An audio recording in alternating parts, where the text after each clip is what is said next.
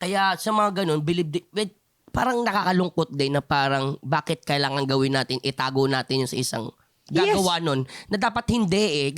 Dapat nga tayong mga artista, dapat prepared dyan na pag dumating man dyan. Totoo. Sabihin mo man kung anong gagawin yan, kumain ka ng at o ano man yan, kumain ka ng apoy, alam na dapat yun. Oo. May ganun dati parang, alam mo yung magpapadede ka kunyari, di ba? Tapos, kailangan daw pakita yung boobs. Siyempre, hindi naman, boobs ko dahil, mukha naman tong di nanganak, sa totoo lang.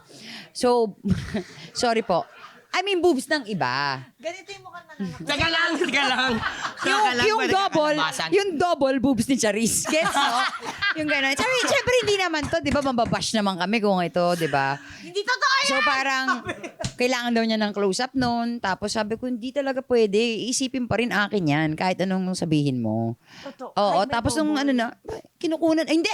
Galmin, huwag mong gawin to sa akin. Sabi ko, hindi talaga. Hindi yan yung pinag-usapan. Parang ganon. Oo. Alam mo, ang gusto mo deadma ka sa isang tao, kahit katiting, meron ka bang inggit sa katawan? May insecurities ka ba? Inggit, wala. Never.